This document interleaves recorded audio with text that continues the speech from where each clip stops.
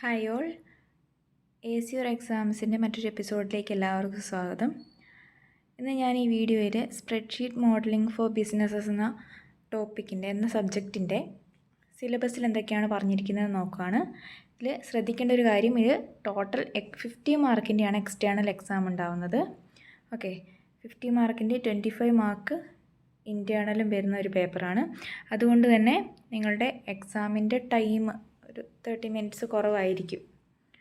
Okay, അപ്പം നമുക്ക് നോക്കാം. ഫസ്റ്റ് ഒന്നാമത്തെ module spreadsheet modelling four business ആണ്. അപ്പോൾ സ്പ്രെഡ്ഷീറ്റ് എന്താണ്, അതിൻ്റെ യൂസസ് എന്താണ്, ഫങ്ഷൻ എന്താണ്, അതിൻ്റെ എക്സൽ എങ്ങനെയാണ്, എക്സൽ വിൻഡോസ് എന്തൊക്കെയാണ്, അതിൻ്റെ ബേസിക് ആയിട്ടുള്ള കാര്യങ്ങളൊക്കെ അറിഞ്ഞിരിക്കണം. ഇതിൻ്റെ അത് understanding Microsoft Excel workbook windows, opening and closing of workbooks, അതുപോലെ തന്നെ understanding workbook file formats, that is creating new workbooks, ആ ഏരിയയൊക്കെ നോക്കുക.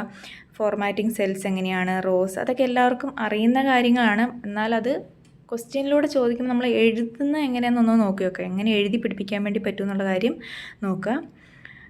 ദെൻ സെൽസ് കോപ്പീസ് ചെയ്യുന്നത്, മൂവിങ് ഓഫ് സെൽസ്, ഇങ്ങനത്തെ കാര്യങ്ങളൊക്കെ ആണ് ഫസ്റ്റ് മൊഡ്യൂളിൽ വരുന്നത്. ഓക്കെ, ഫസ്റ്റ് മൊഡ്യൂളിൽ 8 മാർക്കിൻ്റെയാണ് എക്സ്റ്റേണൽ മാർക്ക് വരുന്നത്.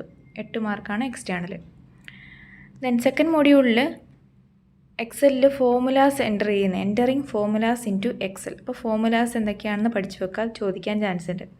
Entering formulas into Excel, then flow statements, chart in Excel, dashboard, sensitivity analysis, tornado diagrams important ആണ്. പിവറ്റ് ടേബിൾസ് ആൻഡ് ചാർട്ട് അതും ഇമ്പോർട്ടൻ്റ് ആണ്. ഓക്കെ, ദെൻ മോഡലിംഗ് വിത്ത് IFPSഉം VBAയും ഒന്ന് നോക്കി വെക്കുക.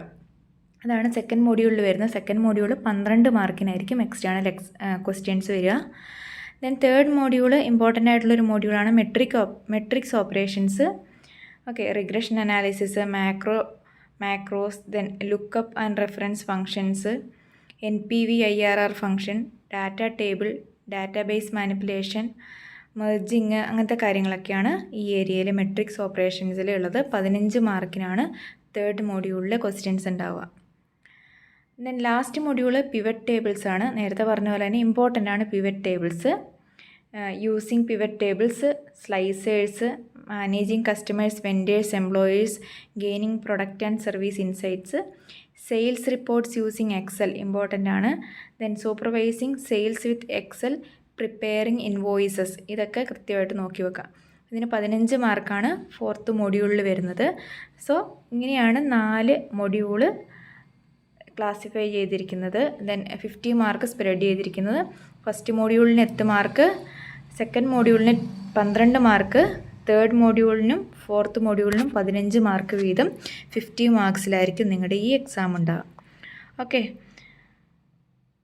so all the best for your exams and thank you.